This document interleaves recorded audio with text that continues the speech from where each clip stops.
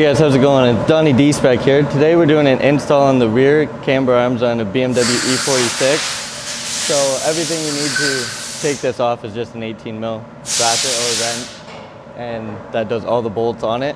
And you'll see these cars are a little rusty. We are in Canada, so we have a lot of salt on our road. So let's get right into it.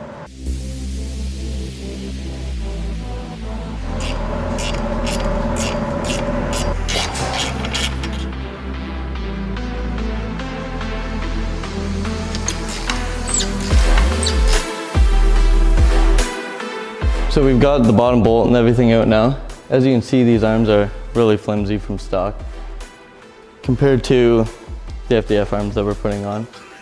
Nice, solid, not gonna bend them, break them.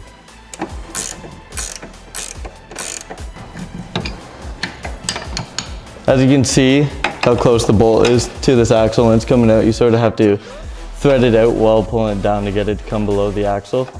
Then you can get it out pretty easy once that's done. Now that we've got this side out, we're gonna get started on getting the other side out, then we'll get the new arms on the car. So we just dropped the exhaust just a little bit, just so we can get to the back bolt here up top, because the exhaust sort of blocks it and covers the way and make it a lot harder to get into.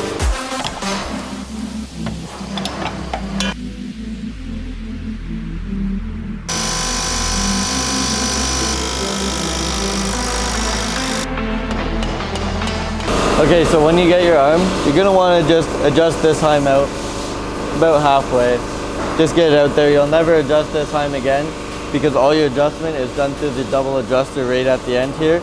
So you'll make it a bit shorter than what your stock arm is, and then you can always adjust it once it's on your car, because I know that a lot of BMWs, or most cars, when you lower them, they gain a lot of camber. So you wanna get rid of that by shortening your arm.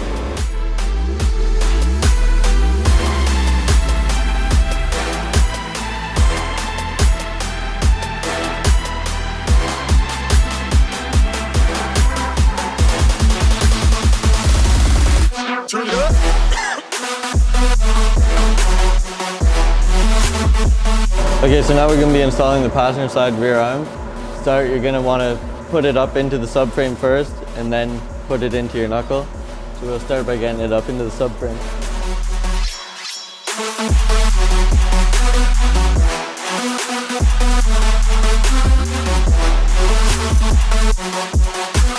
Okay, now that we've got our top bolt snugged up in there, we're going to move to the bottom. The kit does come with hardware to replace your eccentric lockout bolt that you had in the bottom. So you'll put this on, and then all your adjustment on the arm once it's on will be done through this double adjuster right here.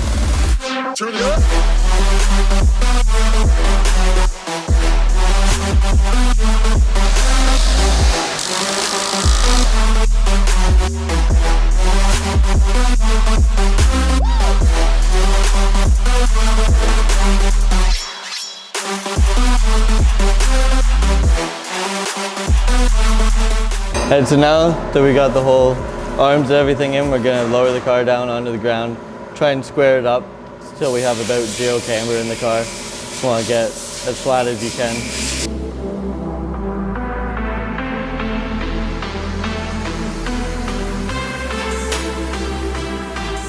We just finished up the E46 camber arm install. As you can see, we got the alignment basically at 0 degrees camber now, which will be a lot better for out on the track. Thank you guys for watching. Let us know in the comments what you want us to install next, and be sure to like and subscribe to the channel. Catch you in the next one.